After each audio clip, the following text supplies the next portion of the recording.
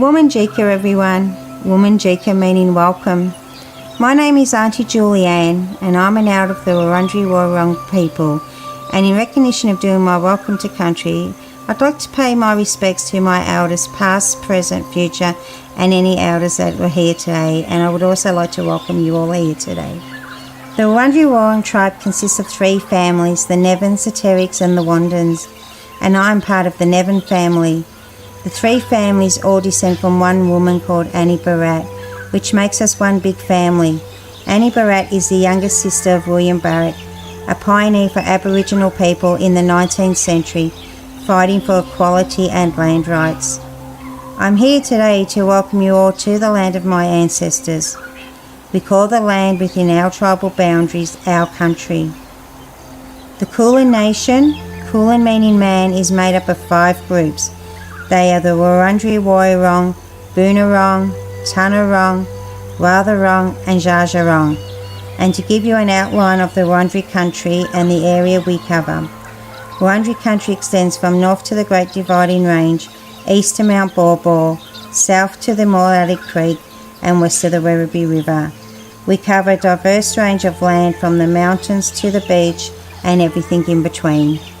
Many thousands of years ago, if an Aboriginal person from another tribe wanted to cross our boundary, they would have to sit at the boundary and wait for the Narragator, which is the headman, or an elder to come past to give permission to cross. Traditional Aboriginal culture was highly territorial, and visitors risked a violent reprisal for crossing a tribal or clan boundary without this permission, and this is how a welcome to country originated in our culture. Traditionally, being welcomed onto country meant you respected Bunjil's law. Bunjil, the wedge-tailed eagle, is our creator, and Wah the crow is our protector.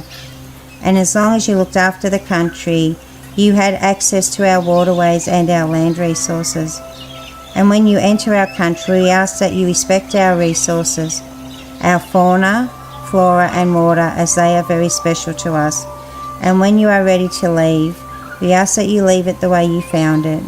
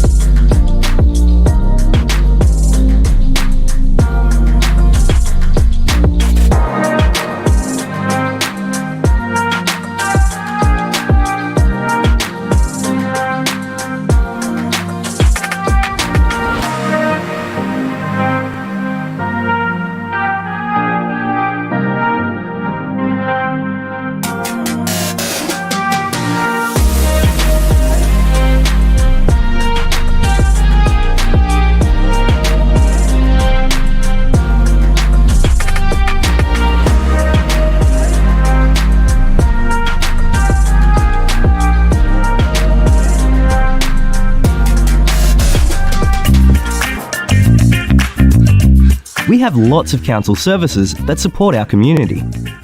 We support families with children, including health services for children and mums, vaccinations, playgroups, childcare, and kinder. We support young people in our community.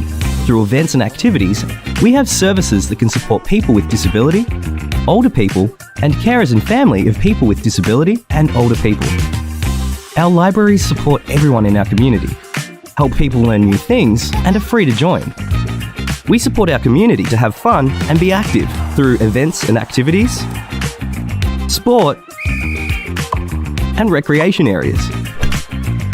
We help look after our places and spaces, the environment, and local businesses. We have laws to keep people safe, to make sure buildings are safe, to make sure roads and footpaths are safe, to make sure our places and spaces are safe. We make sure everyone follows the law to keep our community safe and happy. Moonee Valley. It's a great place to live, work, and visit.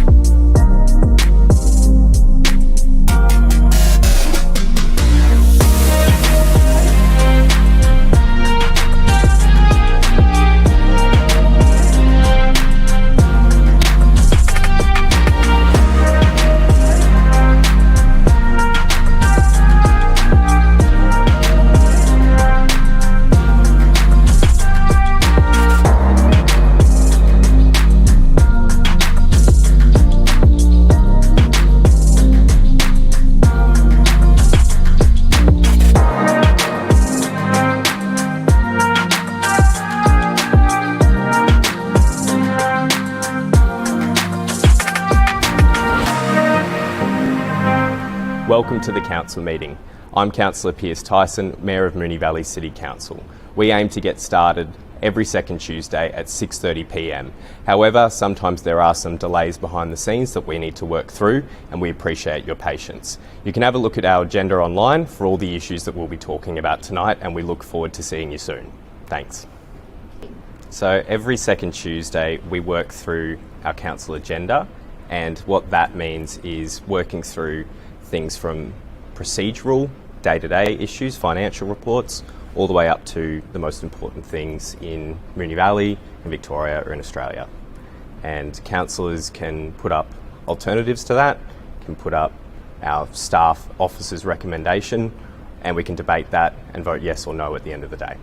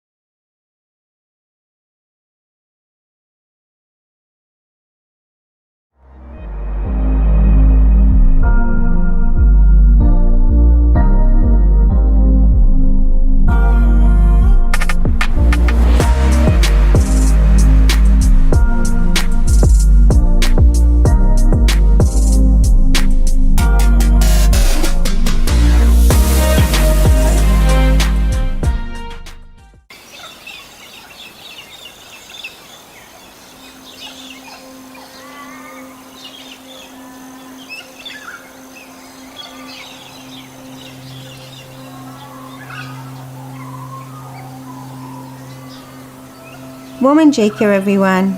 Woman Jika meaning welcome. My name is Auntie Julianne, and I'm an elder of the Wurundjeri Wurrung people. And in recognition of doing my welcome to country, I'd like to pay my respects to my elders, past, present, future, and any elders that were here today. And I would also like to welcome you all here today. The Wurundjeri Wurrung tribe consists of 3 families, the Nevins, the Terricks, and the Wandans, and I'm part of the Nevin family. The 3 families all descend from one woman called Annie Barratt, which makes us one big family. Annie Barratt is the youngest sister of William Barratt, a pioneer for Aboriginal people in the 19th century, fighting for equality and land rights. I'm here today to welcome you all to the land of my ancestors. We call the land within our tribal boundaries our country. The Kulin Nation, Kulin meaning man, is made up of 5 groups. They are the Wurundjeri Woiwurrung, Boonwurrung, Tanarong, Watharong and Dja And to give you an outline of the Wurundjeri country and the area we cover. Wurundjeri country extends from north to the Great Dividing Range, east to Mount Baw, south to the Moolalic Creek and west to the Werribee River. We cover a diverse range of land from the mountains to the beach and everything in between. Many thousands of years ago, if an Aboriginal person from another tribe wanted to cross our boundary, they would have to sit at the boundary and wait for the Narragadah, which is the headman, or an elder to come past to give permission to cross. Traditional Aboriginal culture was highly territorial, and visitors risked a violent reprisal for crossing a tribal or clan boundary without this permission, and this is how a welcome to country originated in our culture. Traditionally, being welcomed onto country meant you respected Bunjil's law. Bunjil, the wedge-tailed eagle, is our creator, and Wah the crow is our protector. And as long as you looked after the country, you had access to our waterways and our land resources. And when you enter our country, we ask that you respect our resources, our fauna, flora and water, as they are very special to us. And when you are ready to leave, we ask that you leave it the way you found it.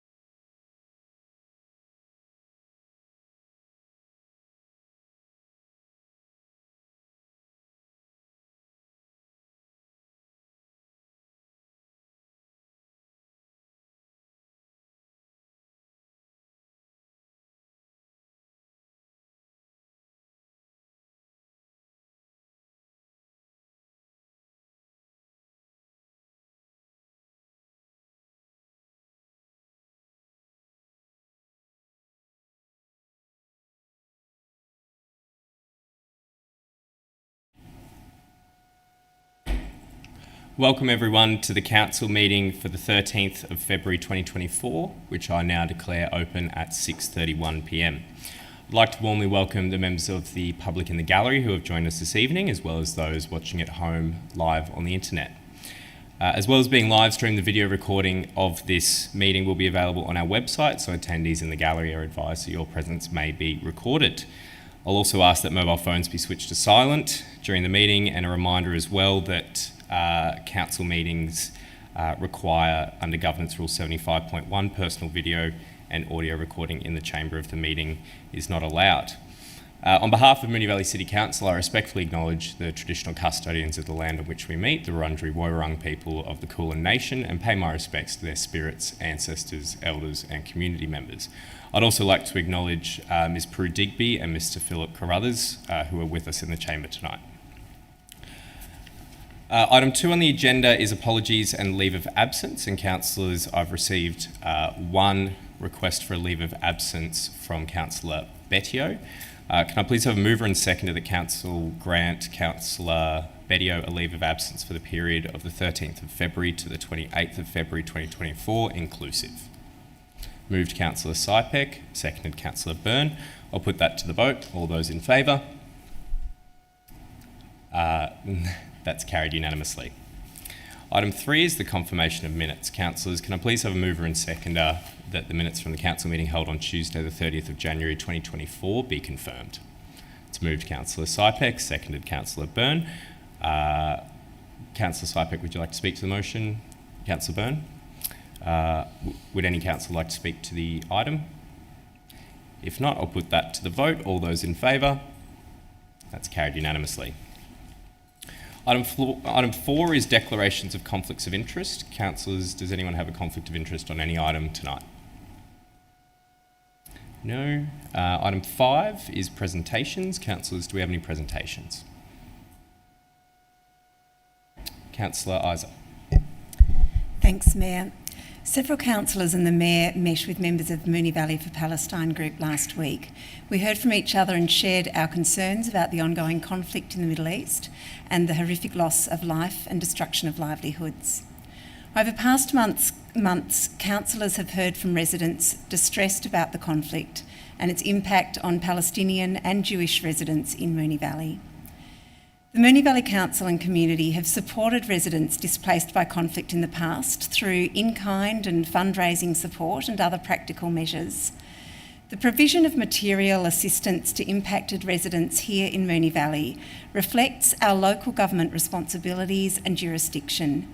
We continue to promote and work to ensure our Moonee Valley community is one in which all residents are safe, diverse views are respected, and differences are resolved peacefully. Thanks. Thank you. Are there any other presentations? If not, we move on to item 6, petitions and joint letters. Councillors, do we have any petitions or joint letters? Councillor Isa. Thanks, Mayor. I have a joint letter. Council has received a joint letter from 6 households on Warwick Street, Ascot Vale, requesting that Council consider further parking restrictions due to the increase of cars parked by customers from new and increased business operations on and adjacent to Warwick Street. Thank you, Councillor Isa. In accordance with Governance Rule 62.4, I refer the joint letter to the CEO for consideration. Are there any others, councillors? Item 7 is public question time, and we've received 8 tonight. The first 2 are from Declan McGuinness, who's in the gallery with us. So Declan, please come up to the podium and ask your first pre-submitted question. Cool, thank you. Okay, so in terms of tangible actions to support Palestinian, Middle Eastern and Muslim communities amid a genocide and rising Islamophobia, we have found your answers to questions in the 30 Jan meeting failed to provide clear information on what Council is currently doing or planning to do. Tangible actions are needed. The Council needs to check in with and support these communities to ensure their safety and inclusion. What tangible actions are you doing right now or planning to do to support these specific communities as a direct response to the genocide in Gaza and rising Islamophobia? Thank you, Declan, for your question, and I'll ask the CEO to respond. Thank you, Declan. Through the Mayor, Moonee Valley City Council is proud of its diverse community, cultures, and backgrounds, and we pride ourselves on our inclusive, warm, and welcoming attitude for all our local residents. We acknowledge the harm from conflicts currently happening around the world. It is acknowledged that this harm can extend into our own Moonee Valley community, specifically in the form of psychological distress, racism, and religious discrimination. Council has support and referral processes in place to assist community members that express psychological distress or fears of the safety. Thank you. Thank you. And Declan, your second question. Thanks. With voices from our community gathered outside in a rally at this very moment, calling for meaningful support and inclusion for all, especially our Middle Eastern and Muslim neighbours impacted by ongoing violence, how will the Council actively improve its policies and actions to ensure that our community is not just a place of diverse celebration, but also one of active, compassionate support and safety for those from war-torn countries? Thank you. And the CEO to respond. Thank you, Declan. Through the Mayor, Council works to ensure that we are constantly getting closer to our 2040 vision of a Moonee Valley where all community members are healthy and safe. We are on a journey of continuous improvement and have embedded a number of processes across Council that help to keep us aware and responsive to our local community's safety and support needs. This means that for any new policy, program, or service that has a direct and significant impact on community, staff consider the impact of the work on Council's priority populations, which includes our refugee and recently arrived migrant populations. For foreign policy, we encourage concerned community members to contact the relevant federal representatives of the Commonwealth Government who are directly responsible for these matters. Thank you. Thank you. And thank you, Declan, for your questions. Thank you. The next two are from Thanuj Kumar, who is also in the gallery this evening. So please come up and ask your first question. Good evening, everyone. Thanks for the opportunity. My first question is, what are the plans from the Council to install the public water taps around Essendon train stations and its vicinity? Thank you for your question, and the CEO to respond. Thank you, Sanuja. Through the Mayor, there are no plans currently to install public water taps around the Essendon train station's vicinity. Thank you. Thank you. And your second question, Thanuj? Yeah. My second question is, what are the plans to regulate noise issues for the commercial which are coming from the commercial establishments in residential buildings? Currently, the noise complaints are being redirected to the planning team by the health team. So. Thank you. I'll just, I think I lost you there a little bit at the end. You said noise complaints are being redirected due to planning regulations by the health team. Yes. Yeah, thank you. And the CEO to respond. Thank you, Saluj. Through the Mayor, Council has no power to regulate noise over and above existing Victorian government controls. In that case of commercial occupants of mixed-use buildings, activities that are not in accordance with any relevant planning permit are investigated and acted upon by Council's Planning Enforcement Unit. In the absence of planning permit, Council's Environmental Health Unit will typically assist with noise complaints associated with residential properties and some local businesses. Thank you. Thank you, Thanuj. The next two questions are from Peter Robinson, who is not here tonight. Peter's first question is, why does the MVCC give so much time and effort to LGBTIQA matters, yet barely mentions Australia Day and other historical Australian events? I'll ask the CEO to respond. Thank you, Peter. Through the Mayor, the MV 2040 Community Vision recognises the rich and diverse history of our community and lands. We recognise and celebrate this diversity through a variety of channels and ensure we celebrate principles of inclusion, respect, and safety for all. The significant dates we acknowledge are wide and varied. On the 26th of January, for instance, we recognize Australia Day through a special citizenship ceremony. We also recognize that the date has additional and different significance for many members of the Moonee Valley community, especially Aboriginal and Torres Strait Islander community members, and we honor that significance through Banjo Maroon healing ceremony. Thank you. Thank you. And Peter's second question is, can MVCC have a statue of Captain Cook erected within the council as the 250th year anniversary of his death nears? And I'll ask the CEO to respond. Thank you, Peter. Through the Mayor, request for the installation of a public memorial, such as a statue, must be assessed against the criteria in accordance with the Council's public memorial policy. Thank you. Thank you. And the final two questions are from Adrian Jackson, who I understand isn't here tonight. Adrian's first question is, recently a signalised pedestrian and bicycle crossing was added to Ascot Vale Road at Middle Street, providing a much needed controlled way for people walking and riding bikes to cross the vehicle corridor. The bike path ends on the eastern side of the road, abruptly ending the bike route. Does Council plan to widen the footpaths and define the corridor to connect this crossing to the bicycle shimmy route along the train line? I'll ask the CEO to respond. Thank you, Adrian. Through the Mayor, the recent installation of pedestrian-operated signals on Ascot Vale Road near Middle Street forms part of the Council's planned active transport works along the Quickburn Rail Corridor. This package of works is still under development and is anticipated to be designed and delivered by Council as part of the Future Capital Works programme. Thank you. Thank you. And the final question is, at the previous meeting, the Council received a report on the 2012 to 22 walking and cycling strategy. Amongst the recommendations in that strategy was that Council should advocate to state government for full-time separated bicycle lanes on Mount Alexander Road.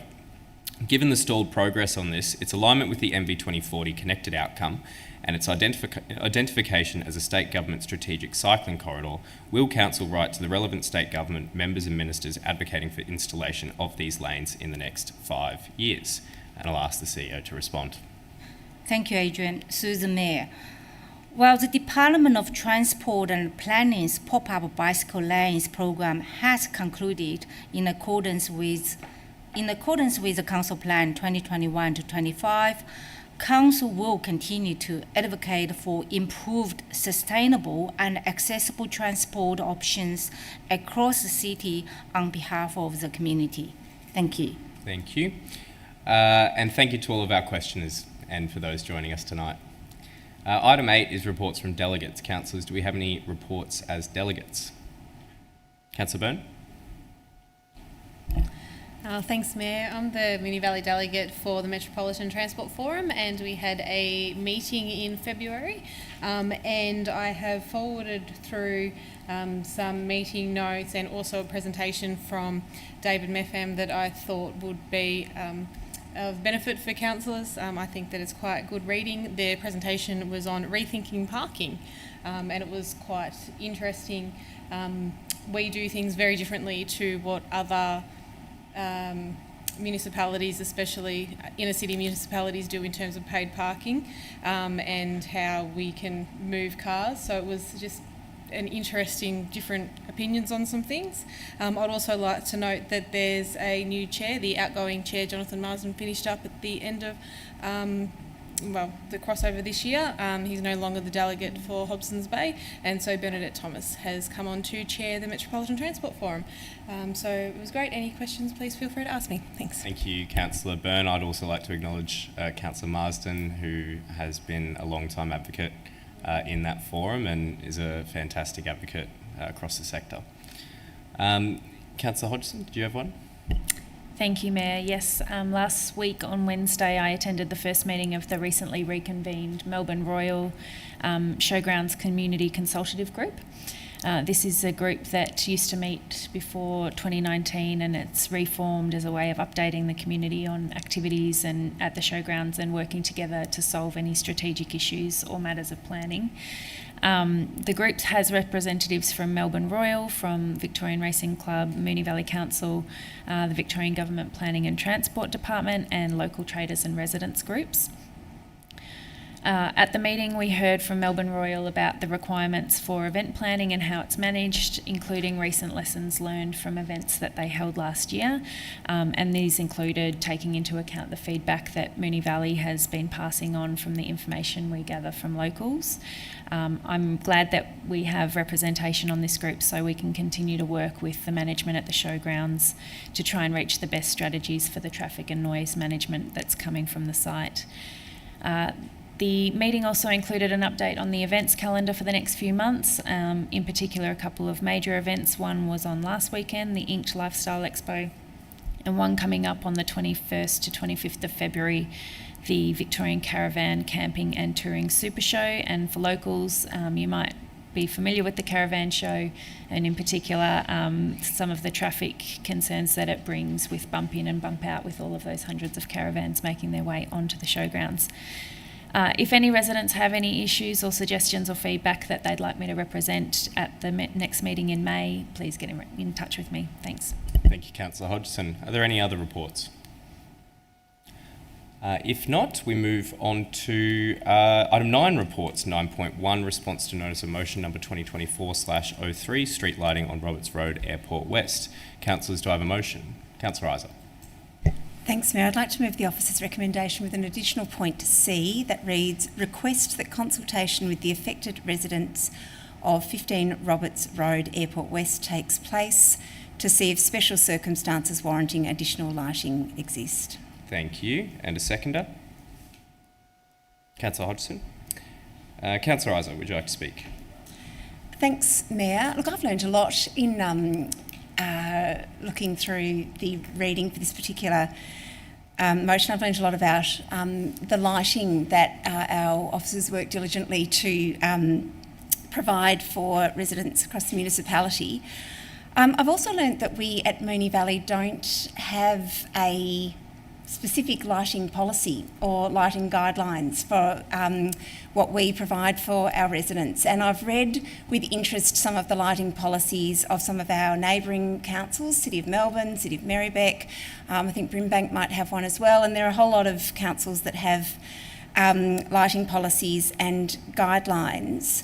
So it has struck me that we've perhaps got a bit of a gap there, and it might be something for us to consider in the future, making sure that we can also perhaps have something clear for residents to look at with respect to our lighting guidelines and lighting policies. I've also learned a lot about the Australian standards for lighting on residential roads, and I've learned a lot about the different gradations and categories that exist for different lighting, and that for local roads in Australia, there are a range of different categories that can be applied, and there's different application depending on different circumstances.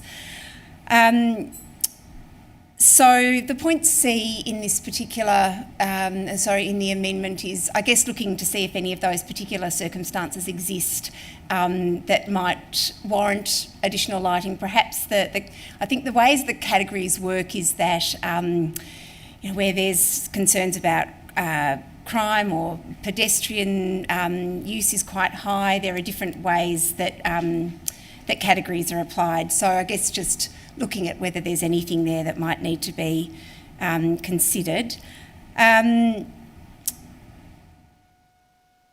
I think that's all I need to say, Mayor. I guess, we obviously want to meet community expectations with respect to residential lighting, and hope that we can continue to do so. Thanks. Thank you, Councillor Isa. Councillor Hodgson.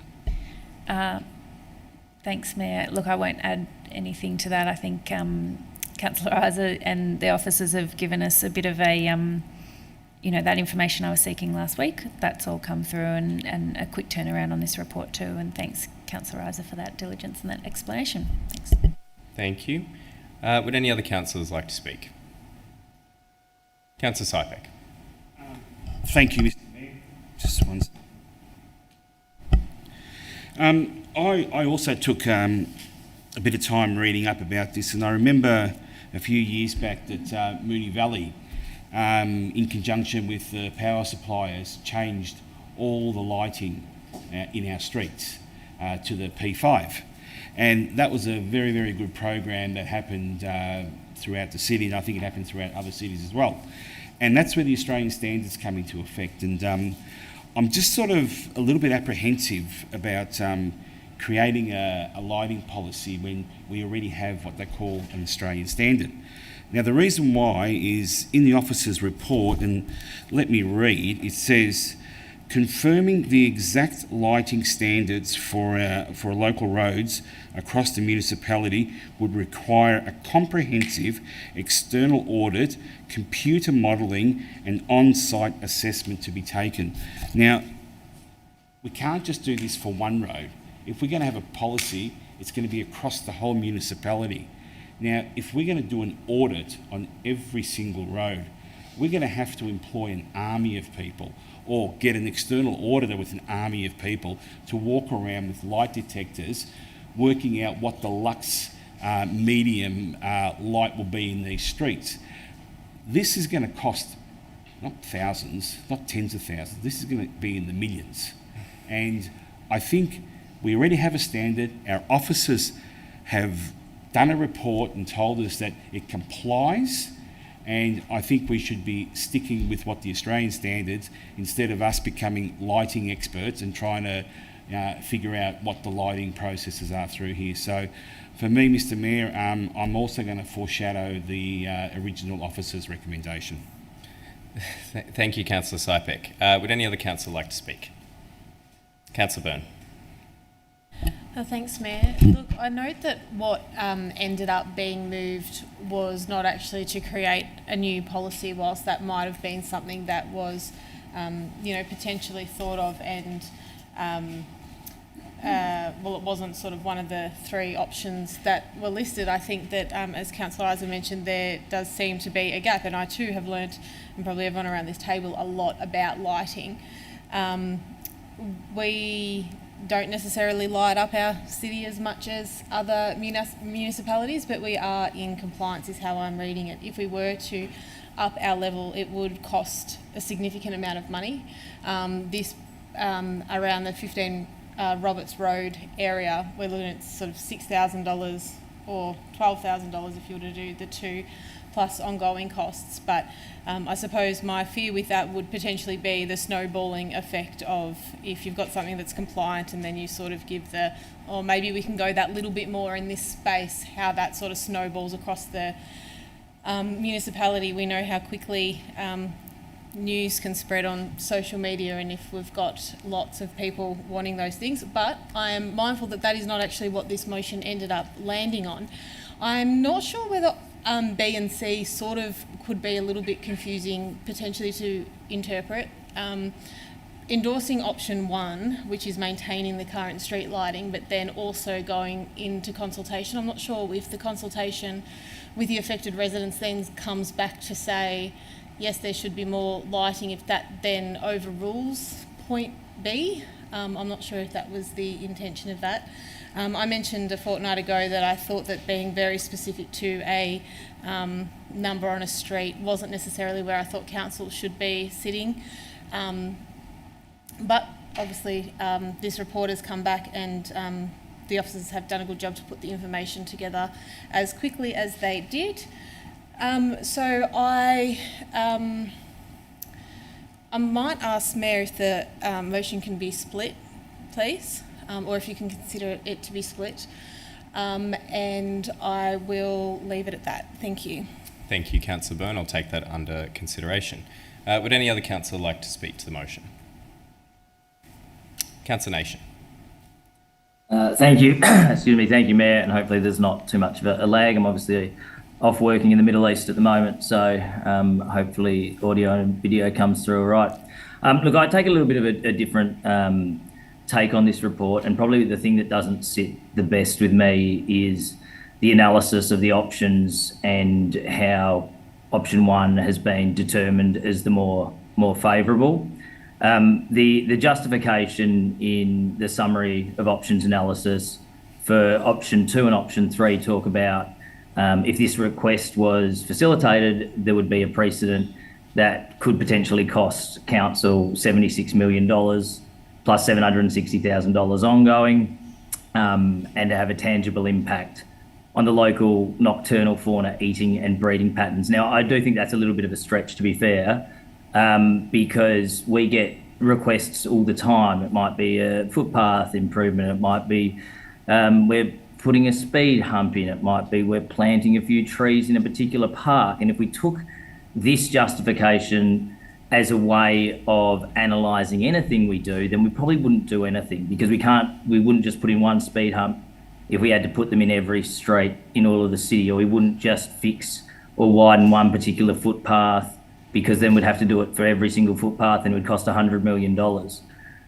So I personally, in terms of analysing the 3 options, would have liked to have just seen a more straightforward analysis of whether or not this particular location and this request in isolation could be facilitated, rather than worrying about every light being upgraded at a cost of $76 million.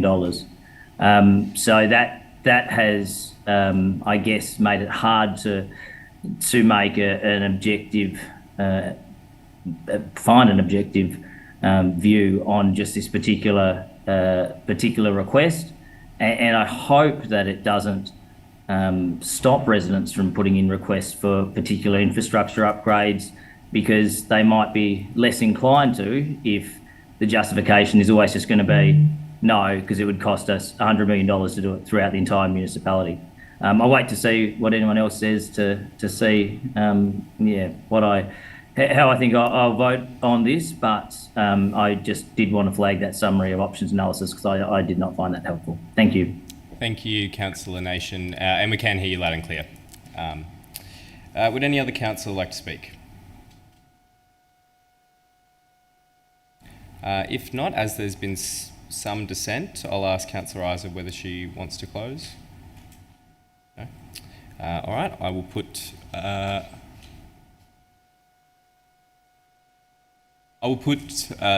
it to the vote in 2 separate votes per Councillor Byrne's request.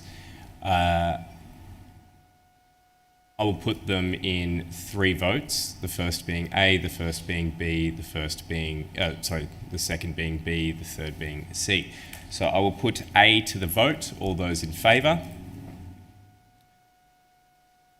That is Councillor Adams, Councillor Byrne, Councillor Hodgson, Councillor Tyson, Councillor Isa, Councillor Sharp, Councillor Sypek. All those against?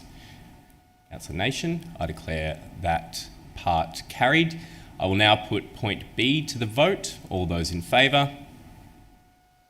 That is Councillor Adams, Councillor Hodgson, Councillor Tyson, Councillor Isa, Councillor Sharp. All those against? Councillor Byrne, Sypek and Nation. I declare that part carried. I'll now put point C to the vote. All those in favour? That is Councillor Adams, Councillor Hodgson, Councillor Tyson, Councillor Isa, Councillor Sharp. All those against? Councillors Byrne, Councillor Sypek, Councillor Nation. I declare that carried and the full motion carried. We now move on to item 9.2, response to notice of motion number 2023/40, Keilor Road outdoor dining infrastructure. Councillors, do I have a motion? Councillor Sypek. Thank you, Mr. Mayor. This was brought to me by the community, by the landlords, and also by the... Councillor Sypek, what's your motion? Move the officer's recommendation. Thank you. And a seconder? Councillor Byrne. Councillor Sypek. Sorry, jumped the gun there a little bit, Mr. Mayor. This was brought to me by community members, patrons, shopkeepers and landlords, and it was a combined meeting that I had with them. And the question was asked, why did some shops get the umbrellas and some didn't? And the simple answer to it was this was a covert grant scheme that was started by the state government, and the landlords were able to apply for these umbrellas, these footpath umbrellas, because Keilor Road footpath is very, very wide, and these were going to be permanent structures. So the ones that applied I think I'm sort of, I don't know, maybe get clarification from the director, but I think most of them got the applications approved and they were installed.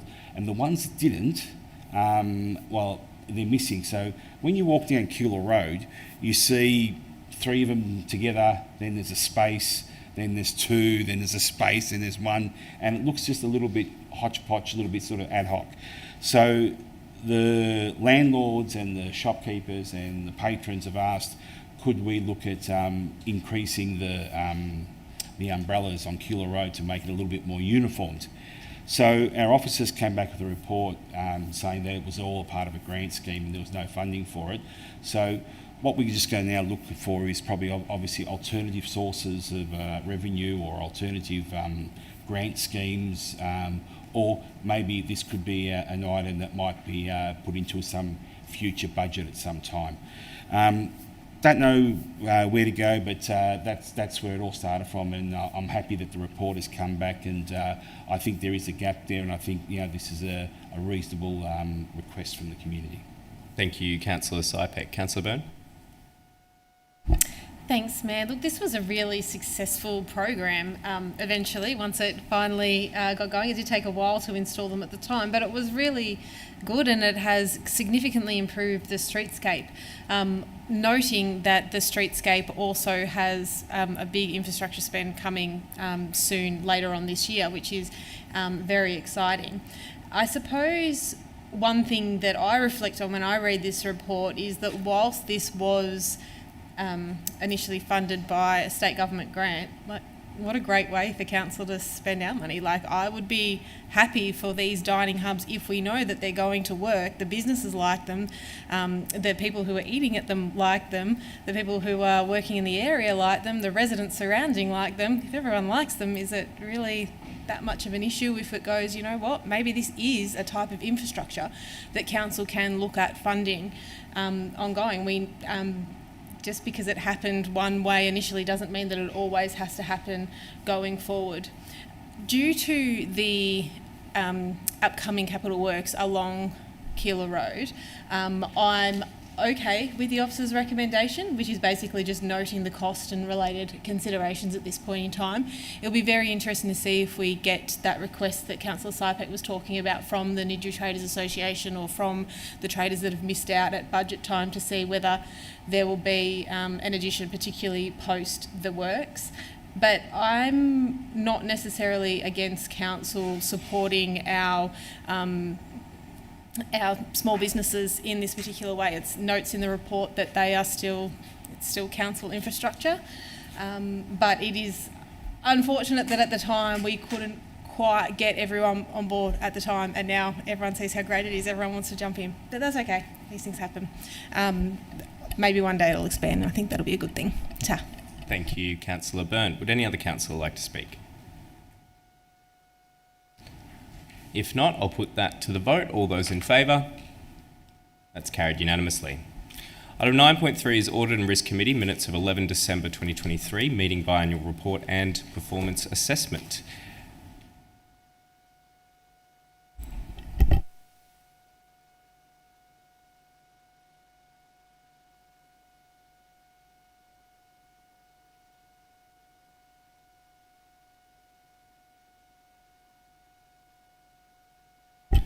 Councillors, do I have a motion? Councillor Adams. I'll move the officer's recommendation. Thanks, Mayor. Thank you. And a seconder? Councillor Hodgson. Councillor Adams. Thanks, Mayor. The Audit and Risk Committee assists Moonee Valley City Council in fulfilling its responsibilities relating to financial and performance reporting, risk management, corporate governance and internal control systems. This motion receives and notes the confirmed minutes of the Audit and Risk Committee meeting held on the 11th of December 2023, the annual performance assessment, and also receives and notes the biannual report. The Audit and Risk Committee biannual report is a high-level overview summary of the matters the committee has addressed in the reporting period in discharging its responsibilities under its charter. The report we are receiving and noting details activities undertaken by the committee for the period the 1st of July 2023 to the 31st of December 2023. Some highlights were review of completed internal audit reports, a significant reduction in the number of open internal audit actions, consideration and review of the annual financial report and annual performance statement for the year ended 30 June 2023, regular updates on the implementation of the risk management system, including an overview of Council's revised risk appetite statement, as well as the process undertaken to review and report on strategic risks, completion of the committee's annual performance assessment for 2023, and the committee confirmed that all applicable obligations required under the Charter were addressed during the reporting period. Thanks, Mayor. Thank you. Councillor Hodgson. Thank you. Would any other councillors like to speak? Councillor Isa. Look, I need to say that all councillors are welcome to attend the Audit and Risk Committee meetings, and I regularly go as an observer and just commend that to others, that it's really worth going and listening to the discussions that are had around the table and the really good questions that the independent members ask about council, and I always learn something from the officers' answers to those. Thanks. Thank you. Would any other councillor like to speak? If not, I'll put that to the vote. All those in favour? It's carried unanimously. Item 9.4 is Governance Report Quarter 4 2023. Councillors, do I have a motion? Councillor Hodgson. Thanks, Mayor. I'll move the officer's recommendation. Thank you. And a seconder? Councillor Isa. Councillor Hodgson. Mayor, once again, we have a quarterly governance report that notes includes a record of informal meetings, copies of formal correspondence sent from yourself, usually, and a status of all open notices of motion. I think that open notices of motion is starting to slowly get a shorter list, so well done, officers, on that. And this quarterly report just brings about transparency and good governance. Thanks. Thank you. Councillor Isa. I was just going to add that, yes, there are actually a number of notices of motion on the open that can be closed off tonight, and actually I think there are a couple I identified that I think can be closed off. So I was going to talk perhaps with officers afterwards about whether we can reduce that even further. But I think there's some real value in, I always find it really useful to look over the record of the motions, and it did make me wonder whether there might be a sort of a similar process that we could have for some of those other resolutions of council that we often get asked about from residents. You know, they know that we passed something a year ago and they're wondering how that's progressing, and I did wonder whether there might be some possibilities for improving that communication to residents around the timeframes for different things coming back, and might talk further with officers about ways in which we can improve the community understanding the different things that the organisation is working on. Thanks. Thank you. Would any other councillor like to speak? Councillor Sypek. Thank you, Mr Mayor. And look, I agree with Councillor Isa here about the notices of motion, that some have been sort of a year long and some have been taking a while. And obviously there's complications to getting those reports. But just like tonight, I'm just surprised that this lighting one just was turned around in like 2 weeks, and it had quite a comprehensive report. I think if we could probably do that with some of our other ones that are just sitting there, I think that would probably give confidence to the community that when we do put up notices of motion, they don't just linger forever and a day. I think there needs to be some kind of reporting back, and I think it needs to be made public to the community so they can actually see where these reports are, not just they've been put up and then they just sort of disappear into the woods. I think they need to be sort of brought out and saying, hey, this one's been progressed, and I think that would be probably a good report back to the community. Thank you, Mr Mayor. Thank you, Councillor Sypek. Would any other councillor like to speak? Councillor Byrne. Thanks, Mayor. I just wanted to make a note that on page 10 and 11 in regards to the record of informal meetings. There is a section on there in regards to what we had an issue with our conflicts of interest on for one of the items in regards to a planning application. The item wasn't discussed in the pre-brief, and that's noted that no questions on the substantive matter on the report is noted there, but subsequently myself and other councillors did declare a conflict of interest on that item when it came to council. Thanks, Mayor. Thank you, Councillor Byrne. Would any other councillor like to speak? If not, I'll put that to the vote. All those in favour? It's carried unanimously. Item 10 is noticed as a motion, however we have none listed on the agenda tonight. Item 11 is urgent business. Councillors, do we have any urgent business? We now move on to item 12, confidential reports, and we have 2 on the agenda tonight. Councillors, I need a mover and seconder that the council resolves to close the meeting to the public pursuant to section 66(2) of the Local Government Act 2020 to discuss the following matters as they are considered confidential under the terms of section 3(1).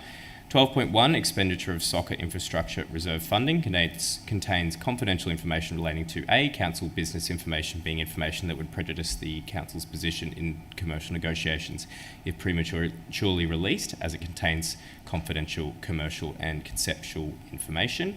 And 12.2, response to notice of motion number 2023/29, Italian Community of Keilor Association, parentheses, ICA Club, contains confidential information relating to A, council business information, being information that will prejudice the council's position in commercial negotiations if prematurely released. E, legal privileged information, being information to which legal professional privilege or client legal privilege applies. G, private commercial information, being information provided by a business, commercial or financial undertaking that if released would unreasonably expose the business, commercial or financial undertaking to disadvantage, as the report contains council and ICA's confidential lease arrangements. Moved, Councillor Hodgson, seconded Councillor Adams. I'll put that to the vote. All those in favour? That is Councillor Adams, Councillor Byrne, Councillor Hodgson, Councillor Isa, Sharp, Sypek and Tyson. All those against? Councillor Nation. That is carried. So at 7:13, we'll now close the meeting to members of the public who have joined us in the gallery, as well as those watching on the live stream. Thank you very much for joining us tonight, and I'll close at 7:13. Thank you very much.